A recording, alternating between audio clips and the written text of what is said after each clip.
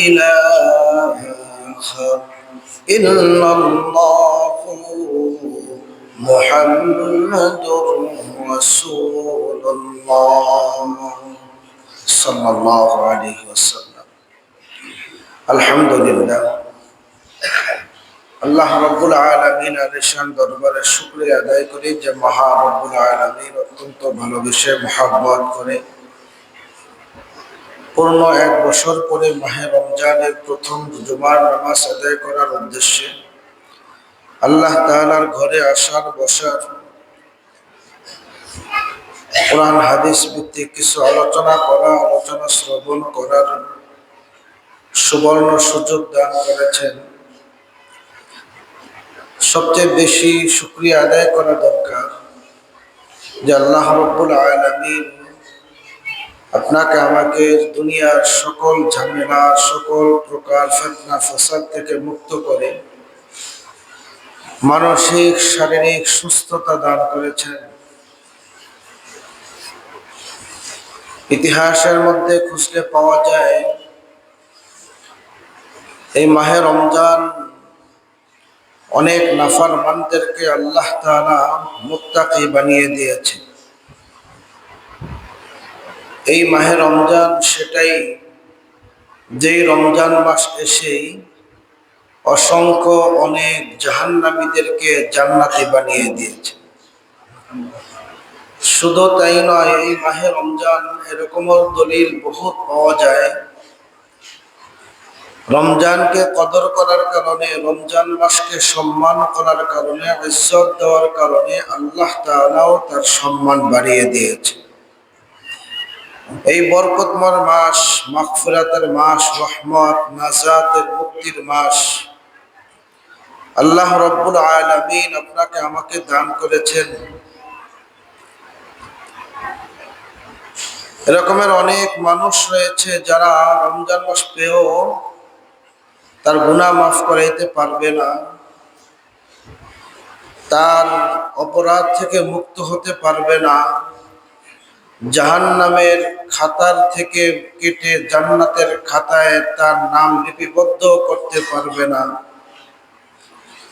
অর্থাৎ রমজানের পূর্ব যেরকমের নাফরমান, রমজানের পূর্ব যেরকমের গুনাহগার, ঠিক রমজান মাস পেয়েও কোনো পরিবর্তন হতে পারবে না। রাসূল আরবি সাল্লাল্লাহু আলাইহি ওয়াসাল্লাম বলেন, ওর মতো হতভাগা, ওর মতো কপাল পোড়া নির্বোধ আসমানের নিচে জমিনের উপরে আর নাই। আল্লাহ রাব্বুল আলামিন তার বান্দারা গুনাহ করবে জানেন, আল্লাহ তাআলা এটা জানেন যে তার বান্দারা গুনাহ করবে। তারপরও আল্লাহ রাব্বুল আলামিন আমাদেরকে মুক্তির জন্য, নাজাতের জন্য মাঝে মাঝে মাস দিয়ে যান, রমজান মাস দিয়ে যান, আবার লাইলাতুল কদর দিয়ে আছে সামনে, ইতিকাফের ব্যবস্থা রয়েছে, আবার এরকমের লাইলাতুল বরাতের রাত্র অতিবাহিত হয়ে গেছে। এইগুলো রাত্র, এইগুলো মাস, এরকমের বিশেষ বিশেষ সময় আল্লাহ তাআলা দিয়েছে যাতে করে যেই বান্দারা গুনাহ করতে করতে জর্জরিত হয়ে গেছে, গুনাহ করতে করতে নিজেকে এমন লজ্জা বোধ করে যে আল্লাহর সামনে দাঁড়ানোর মতো তার ক্ষমতা রাখে না, আল্লাহ তাআলার সামনে দাঁড়ানোর মতো তার অবস্থা থাকে না, এই সমস্ত বান্দাদেরকে আল্লাহ তাআলা মাহে রমজান এবং অন্যান্য সময়গুলো আল্লাহ তাআলা দিয়ে তাদেরকে গোপনে মুক্তি দিতে চান, গোপনে মাফ করতে চান। যেরকম ভাবে আমাদের অপরাধগুলো এখন পর্যন্ত গোপন রয়েছে, যদি সেই অপরাধগুলো প্রকাশ পাইত তাহলে পৃথিবীতে আমরা বসবাস করতে পারতাম না, সমাজে থাকতে পারতাম না। আল্লাহ তাআলা যেমনি ভাবে গোপন রেখেছে, বাকি জিন্দেগিটাও যদি গোপন রাখে, হাসরের ময়দানেও যদি গোপন রেখে দেয়, এটাই হলো আমাদের জন্য সবচেয়ে বড় দয়া এবং পাওয়া। কথা বলেন ঠিক কিনা? তো এই যে দয়া এবং পাওয়া আমরা চাহিদা করি, আমরা চাই যে আমার অপরাধ, আমার গুনাহগুলো যেন কেউ না জানে, আমার অপরাধগুলো যেন কেউ না বুঝে, আমার অন্যায়গুলো কেউ যেন না খুঁজে। এই জন্যই আল্লাহ রাব্বুল আলামিন মাহে রমজান দিয়েছেন, যে মাহে রমজান দিয়ে গোপনেই আল্লাহ তাআলা বান্দাদেরকে মাফ করতে চান, গোপনেই আল্লাহ তাআলা বান্দাদেরকে মুক্তি দিতে চান, যে আমি এটা প্রকাশ করব না।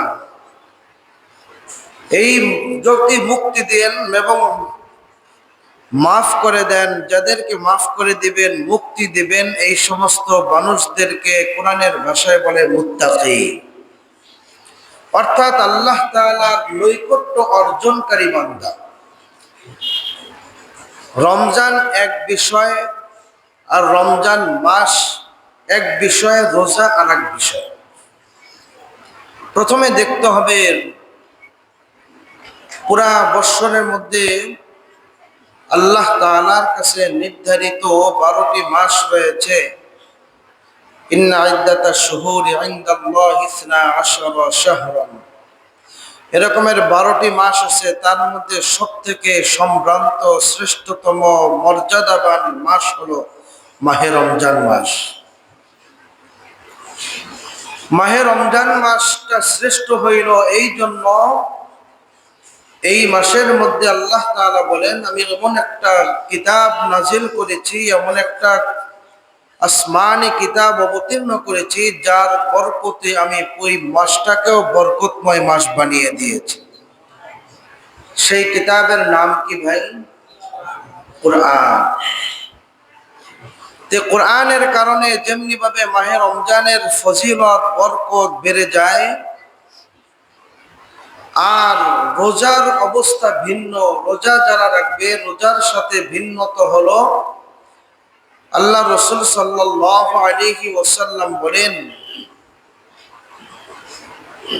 আল্লাহ রাব্বুল আলামিন রাসূলের মাধ্যমে আমাদেরকে জানান, এই যে মাহে রমজানের রোজার ফজিলত আমরা অনেক শুনেছি, অনেক মোটামুটি আমরা জানি, কিন্তু তারপরও আল্লাহ আপনাদের সামনে মুযাকারার জন্য বারবার বারবার একই কথাগুলো প্রতি বছর আসলেই আমরা শুনি। আল্লাহ রাসূল সাল্লাল্লাহু আলাইহি ওয়াসাল্লাম বলেন, আল্লাহ তাআলা গোপনে মাফ করতে চান কিভাবে? রাসূল বলতেছেন, মান সামা রমাযান, যে মানুষগুলো রমজান মাসের রোজা পালন করবে, ঈমানাও ওয়া ইহতিসাবান, গুফিরা লাহু মা তাকদ্দামা মিন যামবিহি। পৃথিবীর মুসলমান ঈমানদার, আল্লাহর নবী সরকার দু আলম রাহমাতাল লিল আলামিন জনাবে মুহাম্মদুর রাসূলুল্লাহ সাল্লাল্লাহু আলাইহি ওয়াসাল্লাম বলেন, যে মানুষগুলো ঈমানের সহিত সওয়াবের আশায়, দুইটা শর্ত রয়েছে ঈমানের সহিত সওয়াবের আশায়। কয়টা শর্ত? ঈমানের সহিত এবং সওয়াবের আশায়, নেকি অর্জনের আশায় মাহে রমজান মাসে রোজা পালন করবে। আল্লাহর নবী সরকার দু আলম বলেন, গুফিরা লাহু মা তাকদ্দামা মিন যামবিহি, তার এমন এমন অবস্থা পরিস্থিতি হয়ে যাবে, যেমন রমজানের পূর্বে যেমন, অর্থাৎ যত গুনাহ করেছিল, আর রমজান মাসে রোজা রাখার কারণে তার অবস্থা এমন হবে, যেমন ভাবে একটা শিশু বাচ্চা জন্মগ্রহণ করার কারণে, জন্মগ্রহণের পর থেকে তার যেমন আমল নামায় কোনো গুনাহ নাই, এই রোজাদারের আমল নামায়ও ঠিক তেমনি একটাও গুনাহ থাকে না। ও পৃথিবীর মুসলমান, আল্লাহ রাব্বুল আলামিন কোরআনে হাকিমের মধ্যে বলেন, ইয়া আইয়ুহাল্লাযীনা আমানু কু আনফুসাকুম ওয়া আহলিকুম নারা। আল্লাহ রাব্বুল আলামিন বলেন, হে ঈমানদারগণ, ও ঈমানওয়ালা, কালিমাওয়ালা মুসলমান, কু আনফুসাকুম, তুমি তোমাদেরকে জাহান্নামের আযাব থেকে, জাহান্নাম থেকে বাঁচাও। প্রথমে তুমি নিজে রোজা পালন করে জাহান্নাম থেকে বাঁচো, রোজার আমলগুলো করে করে নিজে জাহান্নাম থেকে মুক্তির ব্যবস্থা করে নাও। রমজান মাসের রোজার ফজিলত অর্জন করার জন্য রোজা পালন করো। আল্লাহ রাব্বুল আলামিন সূরাতুল বাকারার 183 নম্বর আয়াতে আল্লাহ তাআলা বলেন, ইয়া আইয়ুহাল্লাযীনা আমানু কুতিবা আলাইকুমুস সিয়াম কামা কুতিবা আলাল্লাযীনা মিন ক্বাবলিকুম লাআল্লাকুম তাত্তাকুন। আল্লাহ রাব্বুল আলামিন বলেন, যারা রমজান মাসের রোজা পালন করবে, রমজান মাসের রোজা রাখবে, তাকওয়ার আশায়, আল্লাহ তাআলার কাছ থেকে মুক্তির আশায়, জাহান্নাম থেকে মুক্তির আশায়, জাহান্নামের আযাব থেকে বাঁচার জন্য একটা নিয়ামত যদি মনে করে, এই মাহে রমজান মাসটা যদি সে নিয়ামত মনে করে, গনিমত মনে করে গুরুত্ব দেয়া যায়, আল্লাহ রাব্বুল আলামিন বলেন, যদি রমজানের গুরুত্ব দেয় আর গুরুত্ব দিয়ে যদি রমজানের কদর জানায়, রমজানের হক আদায় করার চেষ্টা করে, আমি আল্লাহ তাআলা ওই বান্দার গুরুত্ব দিয়া ওই বান্দার জিন্দেগীর গুনাহগুলো মাফ করে তাকওয়াবান বানায়া দেয়। ও পৃথিবীর মুসলমান, আল্লাহ রাব্বুল আলামিন বলেন, ইয়া আইয়ুহাল্লাযীনা আমানু কু আনফুসাকুম ওয়া আহলিকুম নারা। নিজ রমজান মাসে যেমনি ভাবে রোজা রাখো, স্ত্রীদেরকে রোজা রাখার উৎসাহিত করো।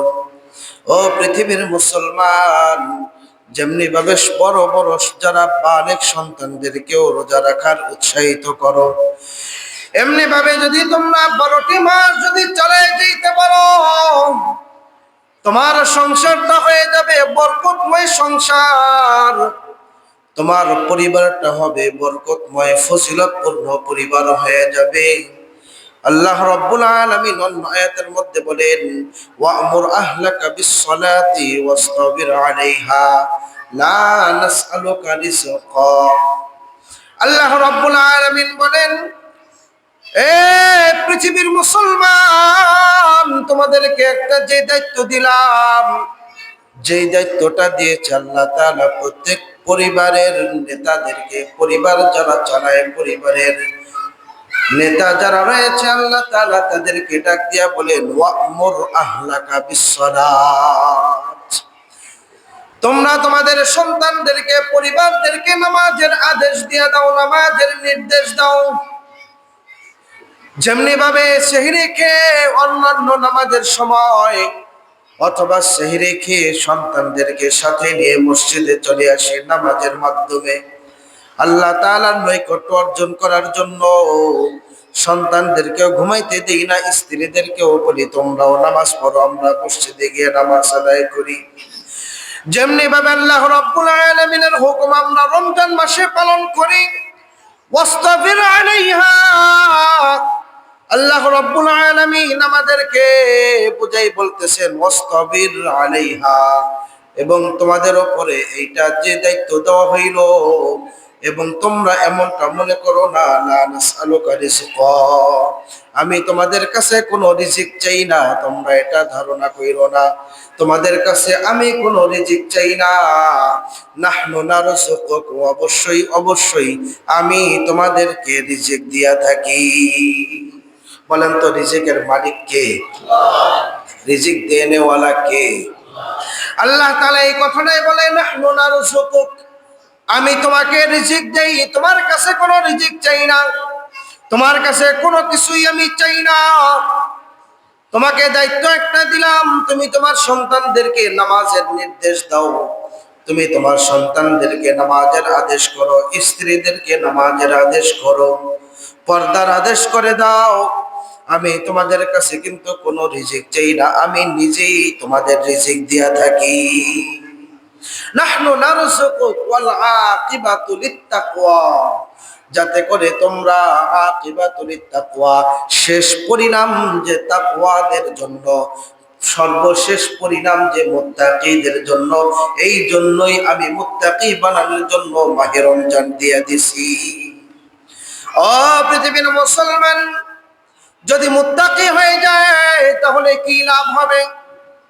মানুষ যদি মাহে রমজানের মাধ্যমে অথবা অন্যান্য আমলের মাধ্যমে যদি মুত্তাকি হয়ে যায়, এই মুত্তাকি হইলে কি লাভ আছে? লাভ আছে না? কি লাভ জানবো তো ইনশাআল্লাহ। আল্লাহ রাব্বুল আলামিন কোরআনের মধ্যে বলেন, সূরাতুত তালাকের 2 নম্বর আয়াত আল্লাহ তাআলা বলেন, ওয়া মান ইয়াত্তাকিল্লাহা ইয়াজআল লাহু মাখরাজা। যারা মুত্তাকি হয়ে যাবে, যে ব্যক্তি আল্লাহ তাআলার তাকওয়াবান হয়ে যাবে, গুনাহ মুক্ত জীবন করার অভ্যস্ত হয়ে যাবে, মাহে রমজানে যেমনি ভাবে গুনাহ মুক্ত থাকার চেষ্টা করে, মাহে রমজানে যেমনি ভাবে গান বাজনা থেকে বেঁচে থাকার চেষ্টা করে, মাহে রমজানে যেমনি ভাবে মানুষগুলো চায় আমি একটু গুনাহ কম করি, একজন আর একজনের কাছে হিসাব নেয়, এক বন্ধু আর এক বন্ধুর কাছে হিসাব নেয়, দোস্ত রে তুই আজকে কয়টা গুনাহ করছিস ক। দোস্ত আবার কয় আমি এই কয়টা করছি, কালকে থেকে যেন কমায় দিই। এরকম ভাবে যদি হিসাব বিকাশ করে নেয়, দেখা যায় ওই মানুষটা তাকওয়া অবলম্বন করতে, মুত্তাকি হইতে বেশি দিন আর লাগে না। এই রমজান মাসে কোনো মানুষ যদি রমজানের হক আদায় করে নেয়, খোদার কসম দিয়া বলতে পারি ওই মানুষটাকে আল্লাহ তাআলা মুত্তাকি বানায়া দিবেন। ওই মানুষটাকে আল্লাহ তাআলা আল্লাহর নৈকট্য অর্জনকারী বান্দা হিসেবে, বান্দী হিসেবে কবুল করে নেবেন। আল্লাহ রাব্বুল আলামিন বলেন, ওয়া মান ইয়াত্তাকিল্লাহা ইয়াজআল লাহু মাখরাজা। ওই বান্দাদের জন্য যারা মুত্তাকি অর্জন করবে, আল্লাহ তাআলা বলেন ওই বান্দাদের জন্য ওয়া মান ইয়াত্তাকিল্লাহা ইয়াজআল লাহু মাখরাজা, তার জন্য তার সফলতার দরজা আমি খুলে দেই। কিসের সফলতার দরজা? ওয়া ইয়ারযুকুহু মিন হাইসু লা ইয়াহতাসিব। আল্লাহ তাআলা বলেন তার রিজিকের এমন ব্যবস্থা করে দেই, এই রমজান মাসে যারা আল্লাহ তাআলার কাছে বলবে আল্লাহ, শেষ রাতে উঠে উঠে দাঁড়িয়ে নামাজ পড়ে 2 রাকাত 4 রাকাত সময় নিয়ে একটু নামাজ পড়ে যদি আল্লাহর কাছে বলে আল্লাহ তুমি না বলেছো মুত্তাকি বানায়া দিবা, আমি কিন্তু মুত্তাকির আশায় রোজা পালন করতেছি, আমি কিন্তু মুত্তাকি হওয়ার জন্যই রমজানের রোজাগুলো রাখতেছি, আমি মুত্তাকি হওয়ার আশায় আমি একমাত্র তোমার জন্য রোজা পালন করি। আল্লাহ তাআলা অন্য হাদিসের মধ্যে, হাদিসে কুদসির মধ্যে আল্লাহ তাআলা বলেন এই রমজানের রোজা হলো আমার জন্য, এবং এই রমজানের রোজার প্রতিদান আমি আল্লাহ নিজেই হয়ে যাই। সুবহানাল্লাহ। রমজানের রোজা কার জন্য বলেন তো? এই রোজা এমন একটা ইবাদত, ইবাদত কয়েক প্রকার রয়েছে। কিছু ইবাদত রয়েছে শারীরিক ইবাদত, যে ইবাদত পালন করতে শরীরের শক্তি দরকার আছে। যেমন হজ পালন করতে গেলে অর্থেরও দরকার, আবার শক্তিরও দরকার আছে না নাই? যারা বুড়া বয়সে হজে যায় অনেক আমল করতে পারে না, অনেক কিছুর নিদর্শন দেখতে পারে না, অথচ শক্তিও দরকার আছে, অর্থেরও দরকার আছে। আর একটা ইবাদত হইল 5 ওয়াক্ত সালাত, নামাজ আদায় করতে শক্তির দরকার আছে না নাই? আওয়াজ দেয়া বলেন আছে না নাই? নামাজ আদায় করতেও শক্তির দরকার আছে। যেই মানুষটা হাঁটতে পারে না, শক্তি নাই, একেবারে দুর্বল, ওই মানুষটা যদি নামাজে দাঁড়ায় দাঁড়ায় থাকতে পারবে নাকি? পড়ে যাবে। তার জন্য বিধান, ভিন্ন বিধান দেওয়া হয়েছে। যদি বসে নামাজ পড়তে না পারে সেটাও একটা বিধান আছে, শুয়ে নামাজ পড়ার। আর যদি শুয়ে নামাজ পড়তে যদি নাও পারে, অজ্ঞান হয়ে যায়, অর্থাৎ অসুস্থ, সুস্থ নয়, সবল নয়, তাহলে যদি অসুস্থ এমন হয়ে যায় এক পর্যায়ে তার জন্য নামাজকেও আল্লাহ তাআলা রহিত করে দিয়েছে। ও পৃথিবীর মুসলমান, তাহলে বোঝা গেল শারীরিক ইবাদত ও সালাত, যদি শক্তি না থাকে নামাজ আদায় করা যায় না, শক্তির দরকার আছে। আর এক প্রকার ইবাদত হইল অর্থের ইবাদত, অর্থের ইবাদত যেটা হলো হজের সাথে সম্পৃক্ত। ও পৃথিবীর মুসলমান, দ্বিতীয় নাম্বার ইবাদত হইল যেই ইবাদতটা শুধুমাত্র গোপনীয় ইবাদত। আপনি হজ পালন করলেন, হাজী হইলেন, উমরা করলেন, হাজী হইলেন, এটা দেখা যায়, দুনিয়ার মানুষ, এলাকার মানুষ, আত্মীয় স্বজন সবাই জানতে পারলো। আপনি নামাজ পড়তেছেন, এলাকার মানুষ জানতেছে আপনি একজন নামাজি পাক্কা মুসলমান, আপনি নামাজি ওয়ালা মুসলমান, এটা মানুষ দেখতে পারে। কিন্তু এমন একটা ইবাদত, যে ইবাদত আল্লাহ ছাড়া কেউ জানে না। আজকে এখানে উপস্থিত যত মুসলমান রয়েছে, মুসল্লিরা রয়েছে, কে রোজা রাখলো কে রাখলো না শরীরে লেখা আছে নাকি? কপালে লেখা আছে? মুখ থেকে আওয়াজে বের হয় যে আমি রোজা? এরকম বুঝার কোনো উপায় আছে নাকি? নাই। কিন্তু এই ইবাদতটা গোপনীয় ইবাদত। আল্লাহ তাআলা বলেন এই গোপনীয় ইবাদত যেহেতু বান্দা করবে, আমিও আল্লাহ তাআলা বান্দার জন্য গোপনীয় পুরস্কারের ব্যবস্থা করেছি। সেই পুরস্কারটা হলো রমজান মাসে যারা রোজা পালন করবে, আরশে আজিমের নিচে আল্লাহ তাআলা সর্বপ্রথম তাদেরকে আপ্যায়নের ব্যবস্থা করবে। চতুর্দিকে পর্দা লাগিয়ে আপ্যায়নের ব্যবস্থা করবে। যেই মুহূর্তে আল্লাহ তাআলা ডাক দিয়ে বলবে, আসো রোজাদাররা আসো, তোমাদেরকে আজকে দস্তরখানায় বসানো হবে, তোমাদেরকে রমজানের রোজা রাখার কারণে আজকে আপ্যায়নের ব্যবস্থা করব। অমনি করে ওখানে রোজাদারও থাকবে, বেরোজদারও থাকবে। কারণ রমজান মাসে দুনিয়ার মধ্যে মুসলমানরা রোজার পর্যট শেষে সন্ধ্যার সময় যেমন ইফতারি নিয়ে বসে, বেরোজদাররাও বসে না? না, বেরোজদাররা আলাদা থাকে? কি বলেন, বসে না? এরাও দেখা দেখি ইফতারিতে যুক্ত হয়ে যায়। হাসরের ময়দানও বেরোজদাররাও আল্লাহ তাআলার আপ্যায়নও তারা যুক্ত হয়ে যাবে।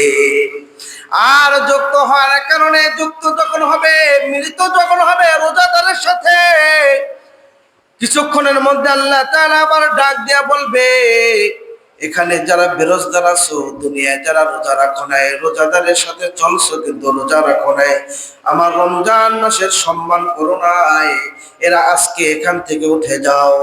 আল্লাহ তাআলা প্রথম নির্দেশ ক্রমে ভয়ে কেউ যাইতে চাবে না, লজ্জায় যাইতে চাবে না। যদি এখানে ঘোষণা করা হয় কে রোজা রাখো নাই, ওঠো, তোমার জন্য নামাজ নাই, তোমার জন্য নামাজ পড়া হবে না, তুমি বের হয়ে যাও। যেই মানুষটা যদিও রোজা না রাখে সে কিন্তু উঠবে না, এই চিন্তা করবে, হায় হায় আমি যে রোজা রাখি নাই, আজকে তো হুজুর লজ্জা দিবে, এই জন্য জায়গা থেকে ওঠা যাবে না, চুপচাপ বসে থাকবে। হাসরের ময়দানও ওই মানুষগুলো চুপচাপ বসে থাকবে, ডানে বামে তাকাবে, কোনো অবস্থা পরিস্থিতি লক্ষ্য করা যায় কিনা। অমনি করে একজন ফেরেশতা আগুনের লাঠি নিয়ে আসবে, লাঠি, এই লাঠি দিয়ে আঘাত করতে থাকবে আগুনের লাঠি দ্বারা। অমনি করে যেই মাত্র আঘাত করতে থাকবে, এই আঘাতের কারণে সমস্ত বেরোজদাররা ওখান থেকে ছিটকে জাহান্নামের পথে পড়তে থাকবে। বলতে পারেন রোজাদাররা ওখানে থাকবে, তাদেরকে আবার লাগবো নাকি? না না না, ওটা আল্লাহ তাআলার কুদরতি লাঠি। ওটার দ্বারা যখন আঘাত করবে শুধুমাত্র বেরোজগারের গায়েই লাগবে, রোজাদারের নিরাপদ থাকবে। সুবহানাল্লাহ। রোজাদারকে আল্লাহ তাআলা নিরাপদ করে দেবে, রোজাদাররা নিরাপদ থাকবে। আল্লাহ রাব্বুল আলামিন রোজাদারকে ওখানে আপ্যায়নের ব্যবস্থা করবে। রমজান মাসের রোজা রাখার কারণে এই যে ইবাদতটা আল্লাহ তাআলা বলেন একটা গোপন তার জন্য পুরস্কার, আরশে আজিমের নিচে তাদেরকে আল্লাহ তাআলা আপ্যায়নের ব্যবস্থা করবেন।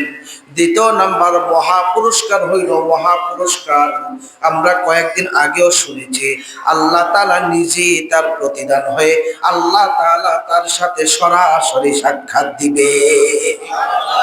আল্লাহ তাআলা তার সাথে সাক্ষাৎ লাভ করবে, সে স্বচক্ষে তার রবকে দেখতে পাবে। যেমনি ভাবে পূর্ণিমার চন্দ্রকে দেখতে কোনো বাধা বিঘ্নতা ঘটে না, পূর্ণিমার চন্দ্রের সময় যেমন চন্দ্রকে দেখতে কোনো বাধা আসে না, ঠিক তেমনি ভাবে লক্ষ কোটি মানুষের সামনেও, মানুষের ভিড়েও আল্লাহ তাআলাকে দেখতেও কোনো বাধা বিঘ্নতা ঘটবে না। ও পৃথিবীর মুসলমান, এই জন্য আল্লাহ রাব্বুল আলামিন বলেন, ওয়া মান ইয়াত্তাকিল্লাহা ইয়াজআল লাহু মাখরাজা। আমি গোপন ভাবে, আমি এমন ভাবে তার জন্য দরজা খুলে দেব, রিজিকের দরজা খুলে দেব।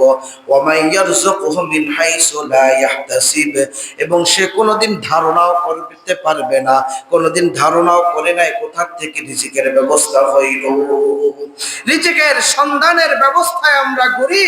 আল্লাহ তাআলা বলেন, তুমি যদি তাকওয়া অবলম্বন করতে পারো, আমি আল্লাহ তোমার রিজিকের ব্যবস্থা করে দিব। আমি আল্লাহ তোমার রিজিকের সমস্যা দূর করে দিব। আমি আল্লাহ তোমার রিজিকের যত পেরেশানি আছে সকল পেরেশানি আমি দূর করে দেব। কিভাবে দূর করব? দেখেন, আমরা যখন অফিস আদালতে চাকরি করি, চাকরি করার পরে এরকম উদাহরণ বিভিন্ন ভাবে হতে পারে। আমি যেটা বলতেছি, চাকরি করার পরে বাৎসরিক একটা ভাতা দেয় না, বাৎসরিক বোনাস দেয়। এটা কিন্তু অতিরিক্ত একটা বোনাস। অতিরিক্ত না, নাম বেতন, বেতন। এটা কি তার মাসিক ভাতা না বাৎসরিক অতিরিক্ত ভাতা? অতিরিক্ত ভাতা। এটাও কিন্তু রিজিকের বহির্গত অতিরিক্ত রিজিক আল্লাহ তাআলা দিতেছেন। ও পৃথিবীর মুসলমান ইমানদার আল্লাহর গোলাম, আল্লাহ রাব্বুল আলামিন বলেন, আর একটা তার জন্য দুনিয়া এবং আখিরাতের মহা পুরস্কার আমি দিব। এটা হলো আল্লাহ তাআলা কোরআনের মধ্যে বলেন, সূরা ইউনূসের 62 নম্বর আয়াতে আল্লাহ তাআলা বলেন, আলা ইন্না আউলিয়া আল্লাহি লা খাউফুন আলাইহিম ওয়া লা হুম ইয়াহজানুন আল্লাযীনা আমানু। আল্লাহ রাব্বুল আলামিন বলেন, আলা ইন্না আউলিয়া আল্লাহি লা খাউফুন আলাইহিম ওয়া লা হুম ইয়াহজানুন। যারা রমজানের রোজা পালন করে করে তাকওয়া অবলম্বন করবে, আল্লাহ তাআলা তাদের জন্য বলেন, তাদের দুনিয়ার মধ্যে রিজিকের কোনো পেরেশানি থাকবে না, সম্মানে পেরেশানি থাকবে না। তারা তাদের দুনিয়ার মধ্যে কোনো ধরনের কোনো পেরেশানি দেওয়া হবে না, এমনকি আখিরাতেও তাদের জন্য কোনো দুশ্চিন্তার মধ্যে ফেলানো হবে না।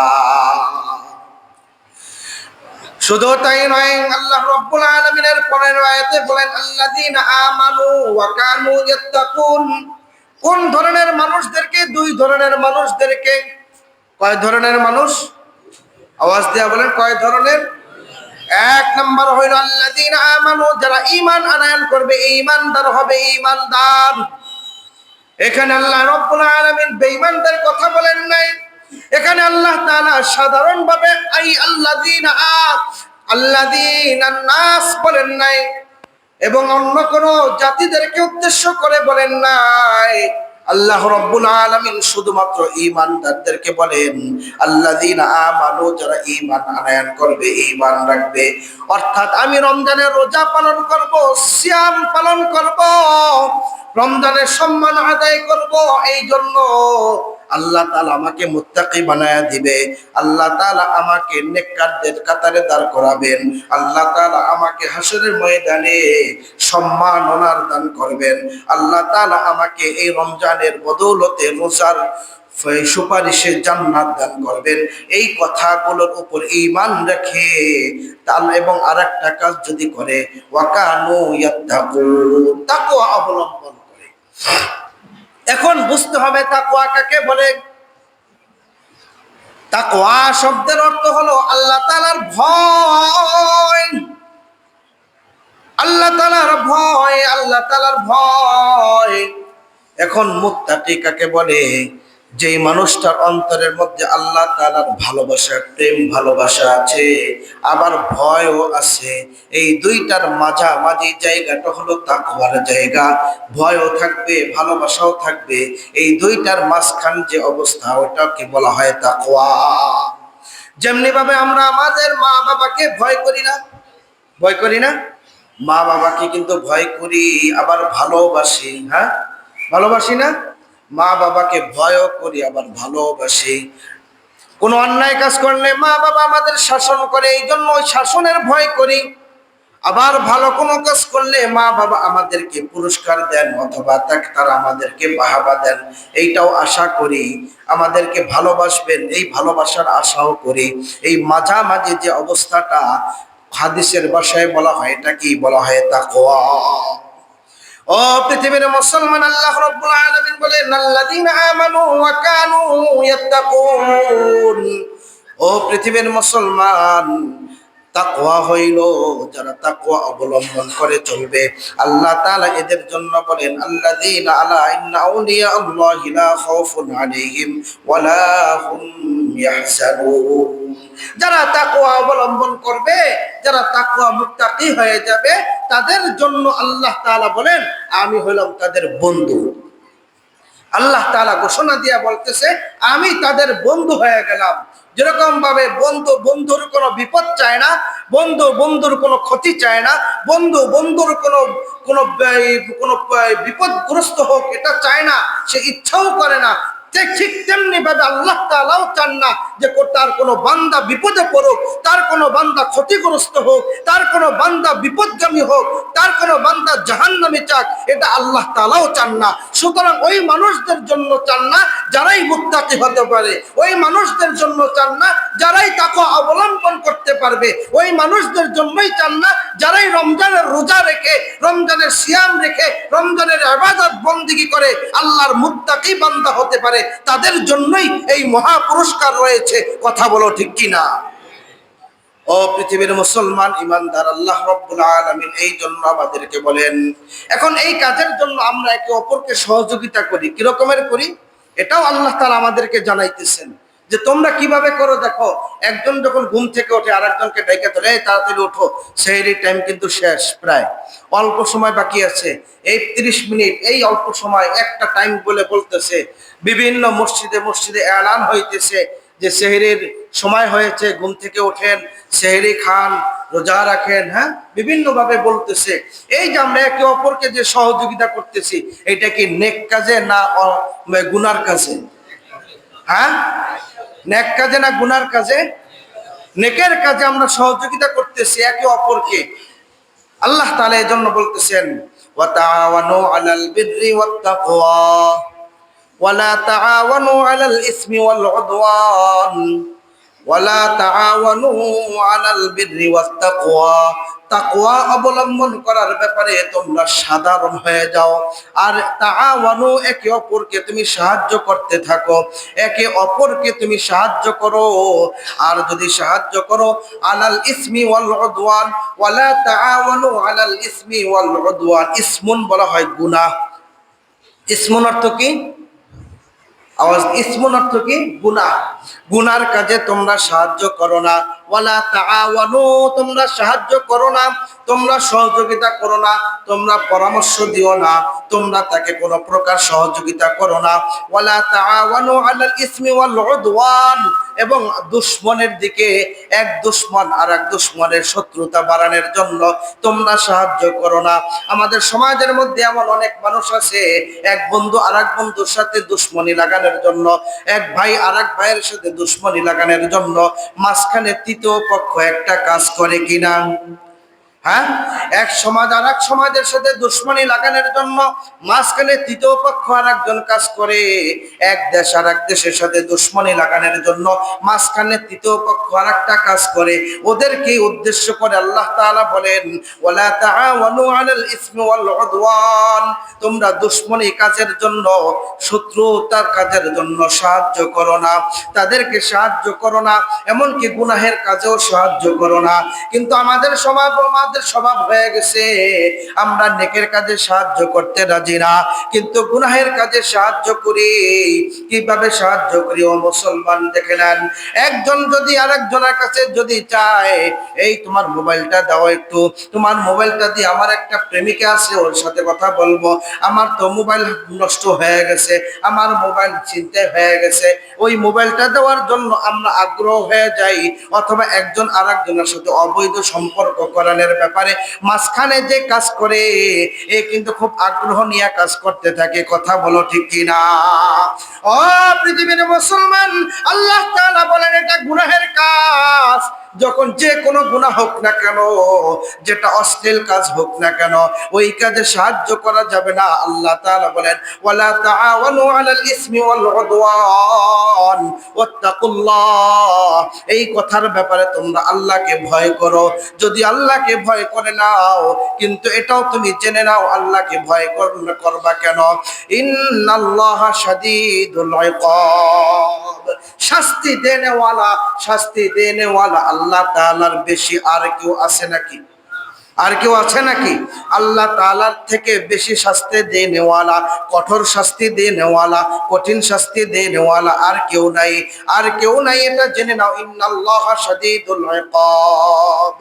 আল্লাহ তাআলাই নিশ্চয়ই, আল্লাহ তাআলাই সবথেকে বেশি ক্ষমতাবান, সবথেকে বেশি কঠোর শাস্তি দেনেওয়ালা। এই ব্যাপারে তোমরা সতর্ক থাকো এবং তোমরা কোনো দুশ্মনী কাজে কাউকে সহযোগিতা করো না, কোনো গুনাহের কাজে কাউকে সহযোগিতা করো না, কোনো অন্যায়ের কাজে কাউকে সহযোগিতা করো না। এখন যদি আমরা সহযোগিতা করি তা আমাদের কি লাভ হবে? লাভ হবে না একটা? লাভ কি হবে? আমরা যদি সহযোগিতা করার চেষ্টা করি নেকের কাজে, তো লাভ হবে যে আমার সুপরামর্শ পেয়ে একজন মানুষ যদি নেকের কাজ করে, ওই নেকের কাজের যেই পরিমাণ সওয়াব অর্জন করলো, আমিও সমপরিমাণ সওয়াব অর্জন করলাম। এখন মুত্তাকি হইলে আল্লাহ তাআলা কাদের আমলগুলো পছন্দ করেন জানেন? কোন ব্যক্তির আমলগুলো পছন্দ করেন? সবার আমল কিন্তু আল্লাহর কাছে পছন্দ না। আমরা সবার যতই নামাজ পড়ি না কেন, যতই রোজা রাখি না কেন, যতই দান সদকা করি না কেন, যতই ভালো কাজ করি না কেন, আমাদের কোনো আমলে আল্লাহর কাছে পছন্দনীয় নয়। ওই ব্যক্তির আমল আল্লাহ তাআলার কাছে পছন্দনীয়। সেই ব্যক্তির ব্যাপারে আল্লাহ তাআলা কোরআনের মধ্যে বলেন, সূরা মায়েদার 27 নম্বর আয়াত আল্লাহ তাআলা বলেন ইন্নামা ইয়াত্তাকুল্লাহা মিনাল মুত্তাকিন। ইন্নামা আল্লাহ তাআলা বলেন ইয়াতাকাব্বালুল্লাহু মিনাল মুত্তাকিন, শুধুমাত্র একমাত্র যারা মুত্তাকি এদের আমলগুলো আল্লাহ তাআলা কবুল করে নেয়। বলেন তো কাদের আমল আল্লাহ কবুল করেন? এত কথা বলার উদ্দেশ্য একটাই আমার, কাদের আমল আল্লাহ তাআলা কবুল করবেন? আওয়াজ দিয়া বলেন, আর একটু জোরে বলেন। মুত্তাকি যারা, তাদের আমল আল্লাহ কবুল করবেন। হ্যাঁ, আজকের আলোচনার বিষয় এইটাই যে আমাদের মুত্তাকি হতে হবে, আর না কোনো আমল কাজে আসবে না, সব আমল বিফলে যাবে। কবুল হবে কি হবে না আল্লাহ তাআলাই ভালো জানেন, কিন্তু কবুল হবে নিশ্চিত। এইটাই বলে দিয়েছেন ইন্নামা ইয়াতাকাব্বালুল্লাহু মিনাল মুত্তাকিন। আল্লাহ তাআলা বলেন কেবলমাত্র মুত্তাকি যারা, এদের আমলই আমি কবুল করব। মুত্তাকি যারা, তাদের সমস্ত নেক আমল আমি কবুল করব।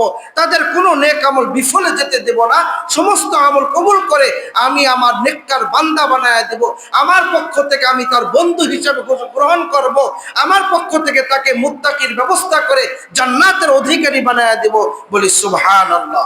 আল্লাহ তাআলা আমাদের সকলকে মুত্তাকি হওয়ার মতো তৌফিক দান করুক। সকলে বলে আমিন। ওয়া আখিরু দাওয়ানা আলহামদুলিল্লাহি রাব্বিল আলামিন।